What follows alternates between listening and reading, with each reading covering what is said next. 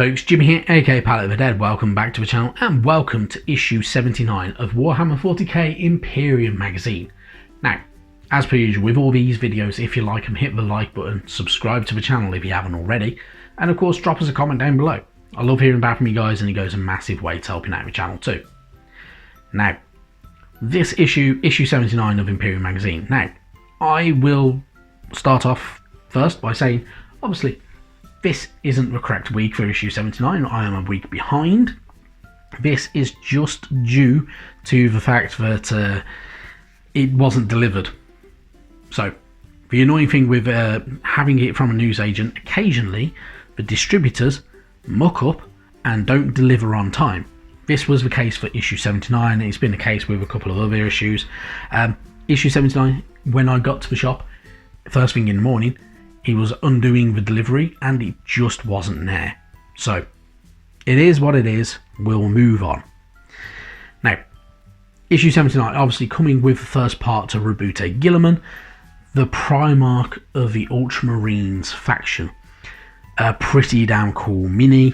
I do like it. It's a nice kit. It's a different kit. It has a pretty cool sculpted base. Now, I'm not gonna lie, I love a sculpted base. They look fantastic. They have a load of detail added to them, and they make the model look something a bit more special than just having a bit of astro granite or sterling mud slapped on the bottom. Having a sculpted base just stands out better. When you have a base like this though, and it has a 60mm base underneath it, what I always find is when you've glued it down and you've got it in the right position, it doesn't always meet the edges, and this is where your astro granite or sterling mud or something like that, or whatever texture paint you want to use, comes into play.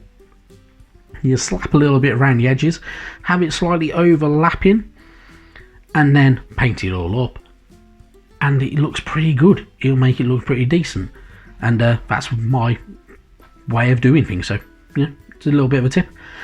Anyway, obviously you couldn't build much with good old Roboute Guilliman with this issue. So we'll move on straight away with that one. Into the issue itself, though, of course, we are greeted by Roboute Guilliman's datasheet, mainly. So, Roboute Guilliman, the Avenging Sun. For Primarch of the Ultramarines, Roboute Guilliman spent 10,000 years in stasis, having been mortally wounded by his traitorous brother, Fulgrim. Restored to life once more, the Primarch has taken command of the Imperium's armies to strike back against chaos. With this, Roboute Guilliman obviously carries some pretty cool war gear. He has, for instance, the Emperor's Sword. Obviously, as it suggests, it was once wielded and created himself by the Emperor of humanity, which is a pretty decent weapon in all honesty then. So, it is lethal, capable of inflicting true death upon demons, and obviously it's on fire, which is different. He has the Hand of Dominion, which is a relic power fist, and it is seen as a symbol of authority by the Ultramarines chapter. He also features a built-in bolter, enabling Guilliman to slay his foes from range. And he has the Armour of Fate, designed by Belisarius Core. The Armour of Fate is ornate and almost impervious to enemy fire, and it also contains the life-saving technology that is kind of sustaining the Primarch and preventing the wounds inflicted to him by Fulgrim from actually killing him. This means that he can't take it off, so he's trapped in that shell. So yeah, fun times I suppose. Moving on though, obviously you've got a battle record for him, so you can't name him because he is Roboute Guilliman. You can only really kind of get away with naming him if you are going to be taking off any of the detail for the Ultramarines and kind of trying to convert him, then you could probably get away with it, but otherwise he's a pretty unique character, so it's going to be very hard to do. Moving on though, we'll get more information about Roboute Guilliman, Primarch of the Ultramarines. Obviously Roboute Guilliman is a living, breathing legend and a link to humanity's lost glories. Risen in an age of darkness, he strives to reunite humanity and ensure the survival of the Imperium besieged. So, with Roboute Guilliman, he was created alongside his brother Primarchs by the Emperor of Mankind. His destiny was to lead the Ultramarines, the 13th of the original Space Marine legions. During the Great Crusade, he undertook his duty with bravery and skill, leading his legions to many great victories and establishing the vast galactic realm known as Ultramar, which has stood for a long time. During the Horus Heresy, though, the Ultramarines fought many vicious battles with their traitorous former allies, but due to the actions of their foes, they were prevented from taking part in the climactic battle on Terra, and which is when they arrived, Horus was dead, traitors scattered, and the Emperor mortally wounded. Yeah, pretty good. With this, Roboute Guilliman devised the Codex Astartes and divided the Space Marine legions into much smaller chapters. Several decades later, after the Horus Heresy, Guilliman encountered the traitorous demon Primarch Fulgrim, and in ensuing combat he was mortally wounded by his brother and placed into a stasis on his chapter planet Macragge. So, a little bit of history about Roboute Guilliman there, and his kind of lore and stories, which are pretty cool. Moving on though, we get more information about one of the other war zones within the 41st millennium, Oblis and Lyrak. This is phase 2, so we have obviously had some more information about it before. Oblis is a subsector, and Lyrak is another subsector of this one area. Various different systems, of course, and this was giving us kind of how the war progresses, where different forces are coming into play, and where they're attacking and trying to take control of. It works out pretty good. It's not bad. It's nice to see these little bits of lore giving us a bit of story and timeline for the 41st millennium before we move into a new edition of Warhammer 40k, which I believe is coming this year.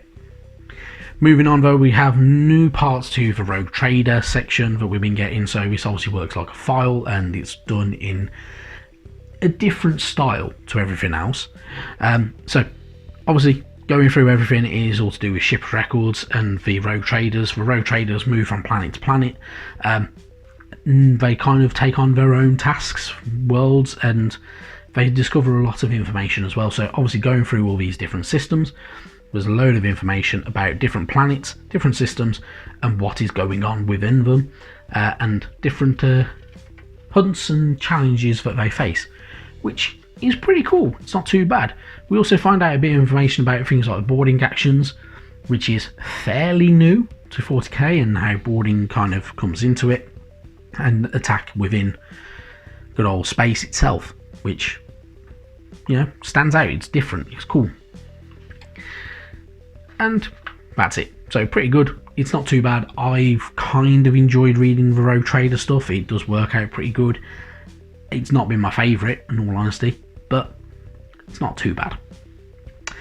Moving on, we got a how to build guide. So a how to build guide for Roboute Guilliman. There are quite a lot of parts to this. If you haven't built him yet, take care, because there's a lot of intricate detail on a lot of these pieces. If you only have issue 79, you're not going to be able to build him. If you only have issue 80, you're only going to be able to build part of him.